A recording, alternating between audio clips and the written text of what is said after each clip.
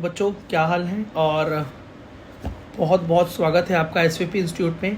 मैं विक्की सिंह और काफ़ी डिमांडिंग वीडियो थी ये डिफेंस कोटा के लिए।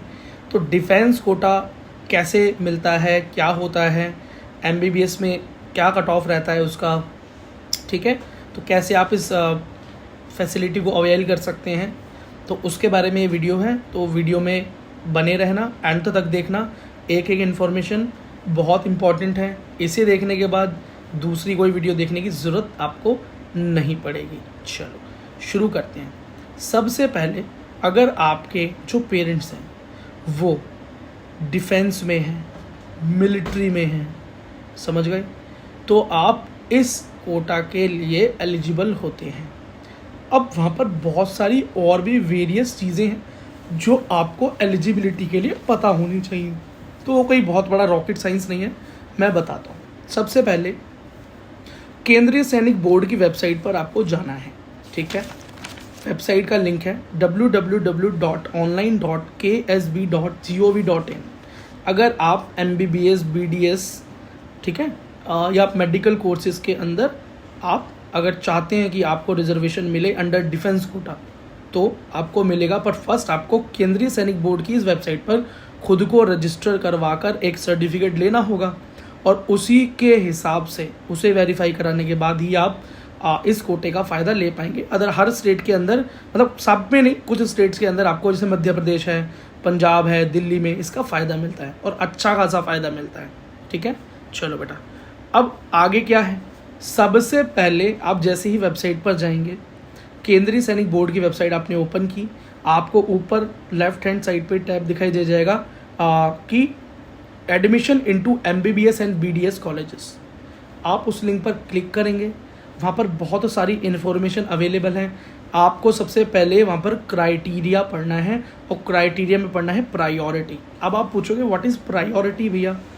प्रायोरिटी का मतलब होता है कि डिफेंस के अंदर भी अलग अलग लेवल होते हैं फॉर रिजर्वेशन, मतलब कि किस लेवल पर आप हैं ताकि आपको रिजर्वेशन का फ़ायदा मिले। जैसे कि डिफेंस के अंदर भी बहुत सारी प्री कैटेगरीज हैं, मैं आपको थोड़ा डिफाइन करता हूँ, आप उसको पूरा फिर पढ़ लेना, वेबसाइट पर अवेलेबल है बहुत ईजीली। पहला, widows and wards of defence personnel killed in action. वो डिफेंस पर्सनस, वो जो हमारी देश की रक्षा करते हुए वीर गति को प्राप्त हुए, तो उनकी जो विडोज़ हैं, उनके जो बच्चे हैं, वो फर्स्ट प्रायोरिटी पर रहते हैं। मतलब अगर आप एक कॉलेज के अंदर डिफेंस कोटा के स्टेट रिजर्वेशन पर जा रहे हैं, तो अगर आप फर्स्ट प्रायोरिटी में हैं तो आपको क्वालिफाइंग मार्क्स पर भी कॉलेज आराम से मिलेगा और दूसरे डिफेंस पर्सनल से पहले मिलेगा। आपको समझ में आएगा, ये हो गया प्रायोरिटी फर्स्ट।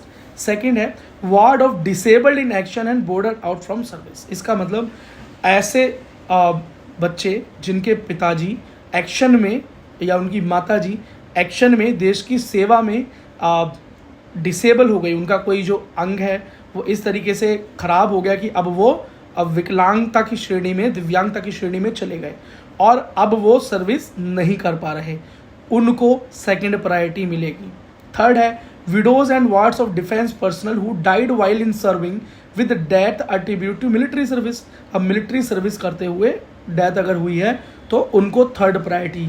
फोर्थ मिलेगी भैया wards of disabled in service and boarded out with the disability attribute. अब कि डिसेबिलिटी उनको हो गई सर्विस के टाइम पे, ठीक है, अब उनको मिलेगी फोर्थ प्रायोरिटी। इसी तरीके से प्रायोरिटी की एक लंबी लिस्ट है और ज़्यादातर जो बच्चे हैं वो प्रायोरिटी 8 और 9 में आते हैं। वो कौन है? जिसके अंदर आते हैं सर्विंग पर्सनस के जो बच्चे होते हैं या वाइफ हैं, ठीक है, वो आते हैं। तो प्रायोरिटी 9, तो आप समझ लीजिए आपसे ऊपर 7 और प्रायोरिटीज़ हैं। चलो अब एक और चीज़, उसके बाद आप फॉर्मेट ऑफ एलिजिबिलिटी क्राइटेरिया वहाँ पर नीचे ही आपको मिल जाएगा प्रायोरिटी के बाद, आप उसे डाउनलोड कर लें, एक बार उसको भी रीड आउट कर लें, ठीक है, पूरी तरीके से पढ़ लें, है ना। अब क्यों, उसके अंदर भी कुछ एलिजिबिलिटीज़ हैं। अगर आप ये तो प्रायोरिटी हो गई, प्रायोरिटी के बाद भी कुछ एलिजिबिलिटीज़ हैं कि डिफेंस पर्सन जो पर्सनल्स हैं उनके जो बच्चे हैं उनमें से किसको रिजर्वेशन का फ़ायदा मिलेगा या नहीं मिलेगा, वो सारी चीज़ें उसमें हैं। जैसे मैं आपको बताता हूँ, कुछ जो इंस्ट्रक्शंस है वो मैं आपको बता देता हूँ। लंबी लिस्ट है। पहली बात तो ये है कि अगर बच्चों की उम्र 25 साल हो गई है तो फिर उनको MBBS में ये रिजर्वेशन नहीं मिल पाएगा, 25 से कम होना चाहिए कम से कम, ठीक है। ऐसे ही ये है कि सारे ही जो बच्चे होते हैं, जैसे मान लीजिए किसी डिफेंस पर्सनल के 3 बच्चे हैं तो तीनों को रिजर्वेशन का फ़ायदा नहीं मिलेगा, किसी एक को ही फ़ायदा मिल सकता है। और एक और है, जैसे कि डिफेंस पर्सन की बेटी है, अब उनकी शादी हो चुकी है, ठीक है, एज लेकिन उनकी 25 से नीचे, अब उनकी शादी हो चुकी है, तो भी वो इस रिजर्वेशन का फ़ायदा नहीं उठा सकते, क्योंकि अब वो किसी और की फैमिली में मूव हो चुकी हैं, तो वो डिपेंडेंट नहीं है इस टाइम, तो उनको भी रिजर्वेशन नहीं मिलेगा। इसी तरीके के बहुत सारे पॉइंट्स हैं, आप ज़रा ज़रूर रीड आउट कर लेना। आपको यार इंस्ट्रक्शन के फॉर्मेट उसी पेज पर मिल जाएगा नीचे, तो PDF की फॉर्म में आराम से उसको पढ़ना, देख लेना कहीं आप इसके अंदर कहीं लाई तो नहीं करते, कहीं आपको ना मिले ये रिजर्वेशन। फिर आप उसके बाद बेटा एप्लीकेशन फॉर्म आएगा, उसको पूरी तरीके से आपको भर देना है, आप फिल करवा लेना है, प्रिंट आउट भी निकाल कर उसको ऑफलाइन फिल करके आपको उसको अपलोड करना है। और जो डेट्स हैं वैसे तो बेटा 10 जून से लेकर 9 जुलाई तक ये ओपन हुआ था और क्लोज़ हो गया।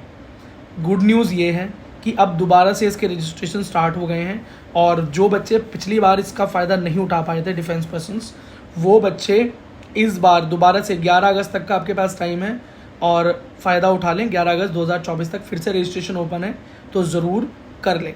अब इसके बेनिफिट्स तो मैं शुरू में डिस्कस कर चुका हूँ, अब दोबारा से बताता हूँ कि बहुत सारी स्टेट्स में आपको इस कोटा के थ्रू सीट्स मिलती हैं। वैसे तो ऑल इंडिया काउंसलिंग के अंदर भी बेटा लगभग 41 सीट्स हैं लगभग जो कि रिजर्व्ड हैं, ठीक है। बाकी कुछ स्टेट्स के अंदर भी है ना, वो स्टेट कोटा के अंदर भी एक रिजर्वेशन से दिल्ली में मिलता है, MP में मिलता है सैनिक कोटा के नाम से, पंजाब में मिलता है डिफेंस कैटेगरी के नाम से, और दिल्ली में मिलता है हमारे पास जैसे army college of medical science के अंदर मिलता है, CW कोटा मिलता है।